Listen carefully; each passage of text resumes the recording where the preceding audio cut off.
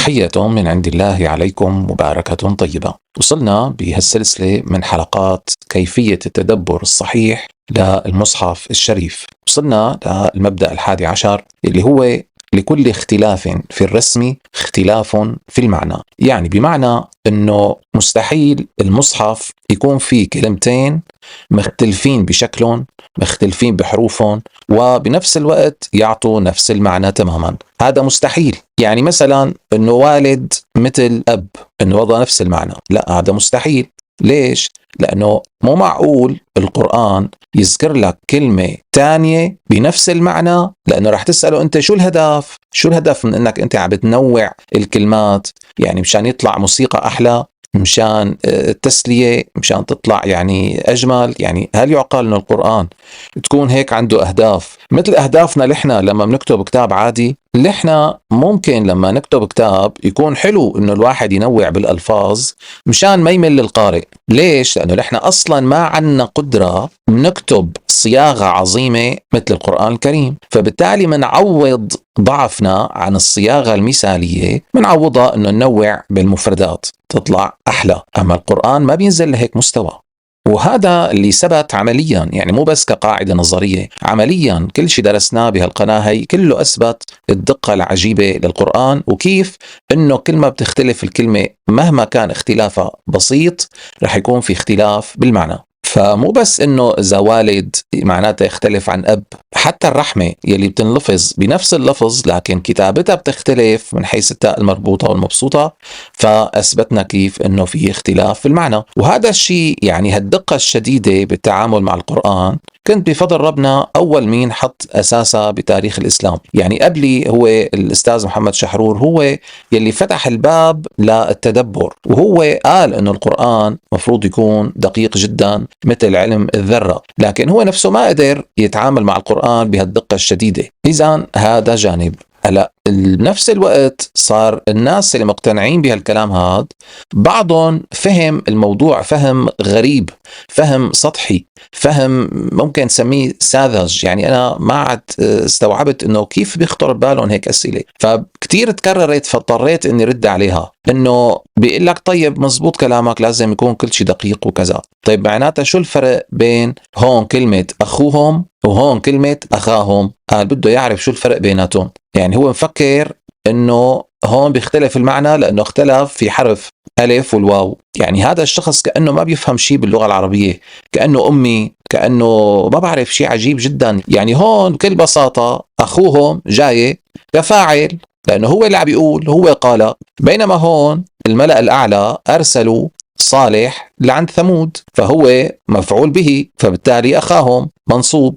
فتصور هن من مبالغتهم بدهم يعرفوا انه ليش هون اجا منصوب. يعني ليش اجا منصوب؟ لانه الملأ الاعلى ارسله، بدك يا يحط لك يا بالواو مشان تصير اللغة القرآنية لغة مسخرة. يعني تصير تصور يقول لك والى ثمود اخوهم، فيصير العرب يلي عم يسمعوا هالكلام هذا بعهد النبي يشمئزوا من القرآن، يقول عم شو هالمسخرة هي؟ شو هي لغة غير لغتنا؟ يعني في فرق بين القرآن يعمل دقة أكثر من العرب وبين أنه يخالفهم بأتفه الأمور، يصير هو أسخف من اللغة العربية. فتفكير غريب جدا يعني، ومتكرر، أسئلة متكررة. ما بعرف العالم منين عم تجيب هالأفكار، هل حدا عم يضحك عليهم؟ هل ما بعرف. شيء عجيب جدا صاعق كيف العالم بتفكر. المهم الخلاصة مثلا الأخوة، في فرق بين أخوة معنوية فكرية وبين أخوة بيولوجية، أخوة الدم، الأقارب، العائلة. هذا حكينا عنه بين إخوة وبين إخوان.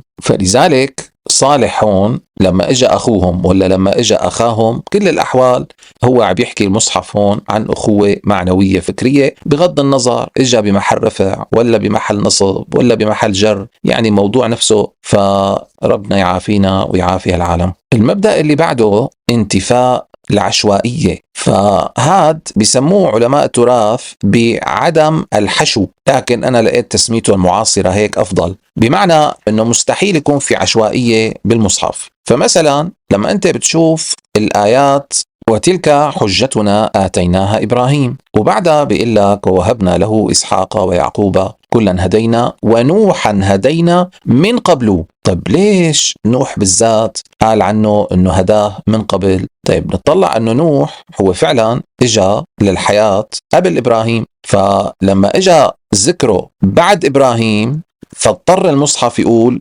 أنه هدينا من قبله. طيب بينما إسحاق ويعقوب ما قال هالشي، هذا ما قال من قبله، بس قال هدينا. ليش؟ لأنه هو طبيعة الحال إسحاق ويعقوب إجوا بعد إبراهيم.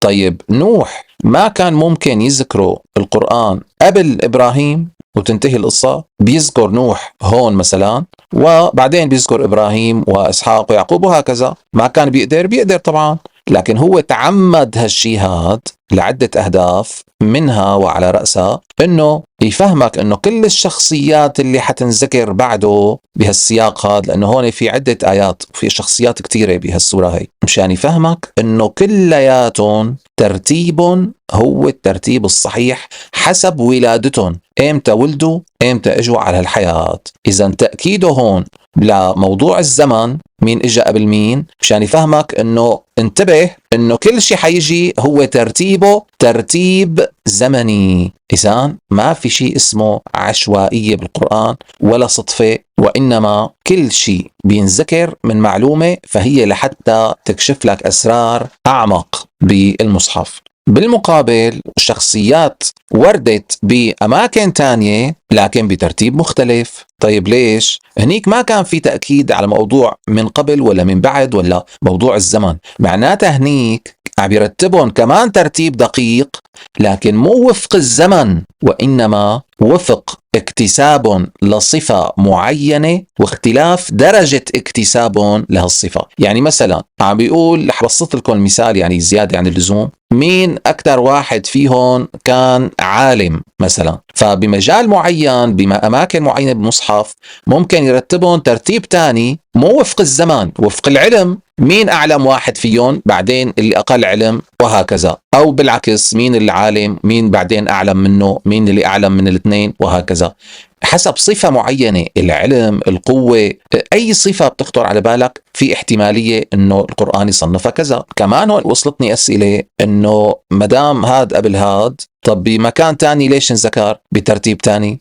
كأني أنا عم بقول له أنه القرآن دائما بيرتب الشخصيات وفق الزمان. لا، مو دائما وفق الزمان، أحيانا وفق صفات مختلفة تختلف باختلاف السياق. كل مرة هو بده يخبرك معلومة مختلفة، كل مرة موضوع مختلف. هون عم يحكي عن الهداية للتوحيد يلي اكتسبها إبراهيم، وكان إبراهيم هو أشهر شخصية فيها، فبدأ الذكر بإبراهيم. بأماكن تانية لا، موضوع مو التوحيد، موضوع شيء تاني وهكذا. فأنت إذا بدك تشوف بكل سياق شو هي الحكمة من الترتيب الفلاني.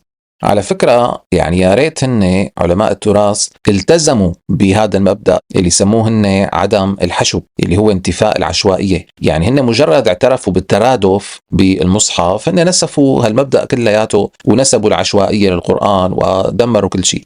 لكن وجوده هذا المبدأ بكتبهم بدل على أنه كان في بعض العلماء الفهمانين، لكن بالآخير رأي العلماء المتخلفين فكريا هو اللي ساد وهو انتشر، اللي هو غالبا بدعم من السلطة السياسية قد يكون انتشر، وإلى آخره من الأسباب.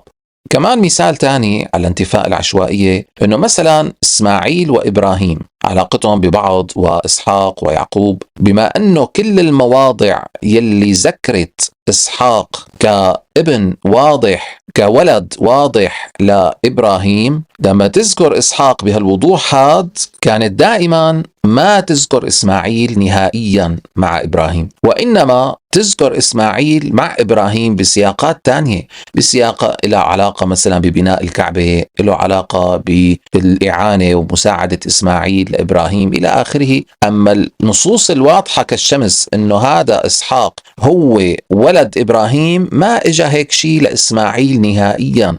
فيلي بيحترم القرآن لازم يقول إنه إسماعيل ما له ولد بيولوجي لإبراهيم، وإنما هو ابنه، يعني هو أبوه مو والده، هو رباه وليس والده البيولوجي. إذن كمثال هون اختفاء ذكر إسماعيل من مواضع بالمصحف يفترض أنه يذكر فيها في حال كان ولد بيولوجي لإبراهيم، إذن اختفاء ذكره من هالمواضع هذا الشيء بما أنه القرآن ما في عشوائية فلازم يكون إبراهيم ليس والدا بيولوجيا لإسماعيل.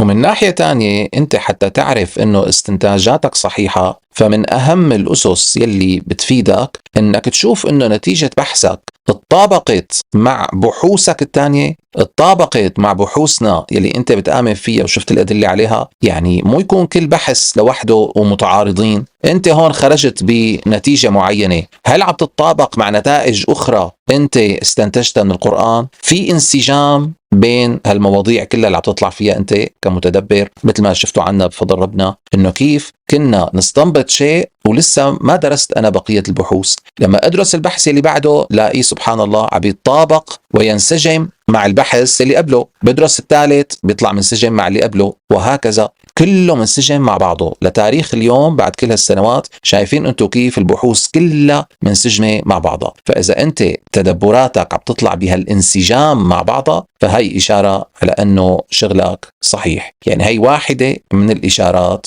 يلي بتدل على أنه شغلك صحيح، مع أنها غير كافية لوحدها لكن جيدة، تعتبر من الإشارات الجيدة جدا والهامة.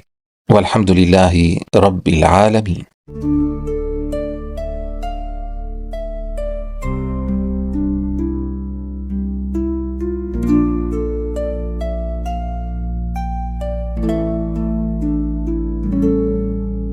يا نفس سكن الليل فاسمعي، همس الكون يقربك نجيا. تاه المنكرون لمجد جبرائيل السنية، هو من اختاره الله ربا للبشرية.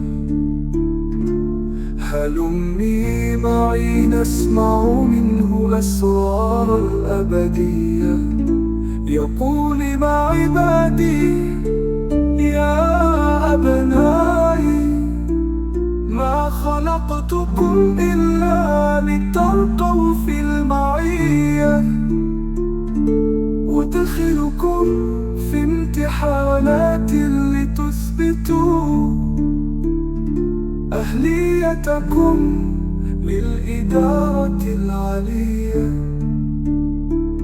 كنت مثلكم فارتقيت بالصدق، فكونوا دعاة علم وإنسانية. في ختام هذه الدورة الكونية أمنح النجين عضوية المستشارية. لم تخلقوا ملائكة ولا شياطين، فاختاروا أعمال الخير نقية. أنا ربكم والله فوقي وفوقكم، هو المطلق لا تحده نسبيا. طوروا ذواتكم وادخلوا جنته، لا نقص فيها بل خلود الأبدية. إن أخلصنا قربنا منه، فنحن الطائفة الجبرائيلية.